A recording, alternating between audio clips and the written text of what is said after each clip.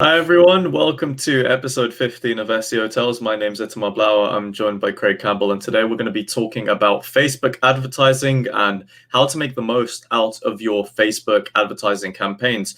So I know, Craig, that you've done a lot of Facebook ads about your different courses and other types of content you want to send people to. So first and foremost, I think it's important to ask what should be the most important KPIs when you set up Facebook ads, because some people might just create ads for the sake of creating ads without having a clear idea of what the purpose is. So what would you say are the most important KPIs, the most important goals for Facebook ads?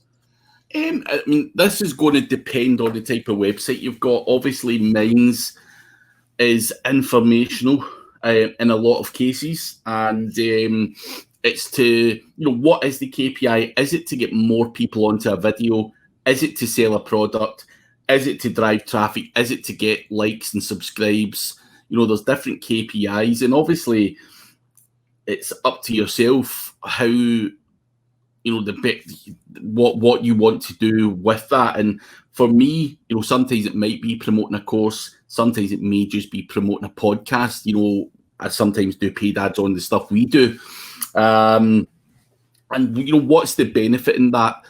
So obviously for me, mine's is slightly different from a lot of other people, where if I released a show that goes out on YouTube, what ranks well, they go hand in hand with YouTube. So you're a YouTube man yourself, so what things do YouTube look for in terms of ranking well on YouTube? It's engagement, the engagement signals and stuff like that. So I'm using paid Facebook ads to drive that engagement on YouTube. So what better way to do that than stick out an ad on Facebook ads saying, there's episode 5 of SEO Tales, and get the right kind of eyeballs on that. And that works very well, getting some engagement signals to it. And that's something anyone can do, but there's some tricks along the way as well. And I'm going to actually share my screen just to show you an example of me doing this. So I'm just going to go to my actual Facebook account. So it's a YouTube video, and you see here, it was on the 26th of June. It's just a simple bait and switch link building method that I felt that would be quite useful to share with the audience. And I checked the results out. I spent £20 over 4 days. Now, organic reach-wise, that went out to 132,000 people. I actually got 1,000 clicks on that particular YouTube video for my $20, and the cost per link click is 0.02 pence. Now, people say, wow, that's quite a lot. $20 for 1,000 clicks is a lot of traffic for that amount of money. Obviously, if I put $40 in, I could get 2,000 clicks and so on. Now, it all comes down to your audience and stuff like that as well, and people who match the ads. So you've got a lot of options within Facebook where I can promote this to a worldwide audience. I'm not really fussed on the age demographics. Anyone between the age of 16 and 65 are likely to watch the stuff that I put out there. And obviously their interests, is all going to be based around SEO, Google Analytics, social media marketing, influencer marketing, and all of that kind of stuff. So you can actually make sure that your ads are set out to the right people as well, which of course is going to increase those engagement signals again on the video. So I'll go back to, that's the kind of rough cost of, what it costs to do. Now, making sure that you put your ads out to the right people is something that Facebook has. You get many different options in there. You can use your Facebook pixel. So again, if you just wanted to serve ads to people who'd been in your website before, that's something you could also do if you drive a lot of traffic. So you can become very laser targeted with your ads, which In terms of cost and whatnot, it's a great way to advertise. It's, for me, better than Google AdWords. Yeah, I think in terms of cost per click, especially, right? So with Google AdWords, you might be spending a few quid on every click. So if we take that example, you may have ended up spending like £1,000 if you were to get all these people clicking on your stuff, whereas you've paid just the tiniest fraction of that amount. And even the reach, I think, was incredible. Over 100,000 people, to at least, to improve your brand awareness as such, right? You've got 100,000 people being exposed to your content and you've only paid £20. Like, I think that's just, it seems like a steal in some ways, right? Like a way that, if you're able to, as you mentioned, in terms of the targeting, if you're able to be very specific and target exactly the types of people who are interested in the content, I feel like even if they might not necessarily click on the link itself, for instance, in your case, they might not click on the video, but they might do other things. They might check out your profile. They might do a Google search, to get more information. So, I think there's just more possibilities in that sense than you would with a kind of Google Ads campaign, right? Where people might not have that kind of reaction because it's less visual, obviously. So, there's less for people to be intrigued about. But what would you say then in terms of, the traffic that you get from that and the engagement that you can get from that? How do you then try and utilize the ads that you're making to have a greater effect in terms of, say, you're using ads to get people to a YouTube video? Is there a way for you on Facebook to kind of, persuade people or at least prompt them to actually put some engagement on it, for example, to take action when they're on the video? Or is it just you kind of get people who just arrive from the Facebook ad but don't really engage? Or how did that work for you? So part of the Facebook, when you're promoting it, they will ask you, what do you want to do? Do you want to drive traffic, or do you want clicks and comments and all that kind of stuff?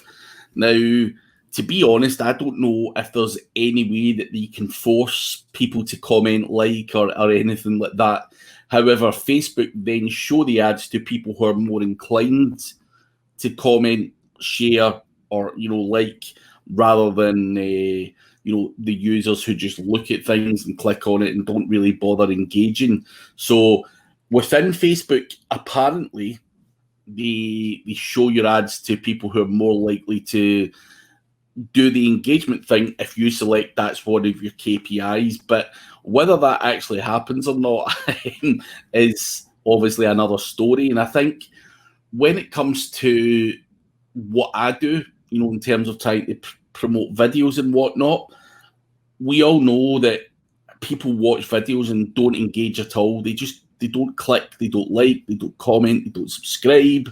If I look at the 90% of the traffic that I drive to my YouTube or anywhere else, they don't take any action. They just watch because it's an informational website. But obviously it's down to you as an overall marketer to look at the analytics and fine tune that. If you're selling a product, you don't want people to just look at things and just breeze by it and don't buy. So you've got to fine tune and refine things and test different options. But for me, I want eyeballs on videos. I don't really care about whether I get, 1,000 people watch the video, 10 might comment or something like that, or 15 or 20, that's it. But there's a lot of people that just will happily suck up the information and don't take any other action. So that's quite a high percentage of what I do. But it's that retention rate, watch time, and stuff like that, which really helps my videos rank well. And obviously, it's a great way for me to grow my YouTube channel. But by the same token, people do sell products, via YouTube or advertise their services. I've seen loads of people who sell links or people who sell SEO services and stuff. And I think it's great for brand awareness and just to get your name out there as well. And obviously pick up business and win business from it. But it all comes down to what's in the ad and stuff like that as well. So you've got to be quite creative. And I think Facebook ads, as we all know, are pretty saturated. So you've got to do something a little bit quirkier outside the box to capture attention. Maybe do something funny, crazy, or whatever. But they still can work. And I think, as you say, that, which is a great point, you could spend thousands in Google ads or spend, $20 on Facebook ads if you know how to use the system and use the right targeting options to get more bang for your buck. Mm-hmm. And speaking of those targeted options, right? Obviously, in the example you showed earlier, you had worldwide targeting where you specified the interest and it was all related to SEO and digital marketing, different disciplines in that. But let's say in terms of how to spend the least and get the most reach. So is there any specific targeting tips that you've got for people to be able to do that so that they don't have to be spending hundreds of pounds, but they can still get loads of highly qualified prospects being able to see their ads? Yeah. So previously, when I used to put that stuff out, it would be to the Indian and Pakistani audience because those guys are super hungry for SEO knowledge. And I'm not saying that's the case for every niche, for anyone listening. And you have to do your own research for that. But for me, the Indian Pakistani audience, literally, if I was to go to the targeting options and say $20, it would literally get, 20,000 impressions a day, or even more for $20. And it's because there's so many people in these countries that are really interested in SEO, and the cost per click is so low that these are the best options in terms of generic exposure. But in fact, I'm going to share my screen again. So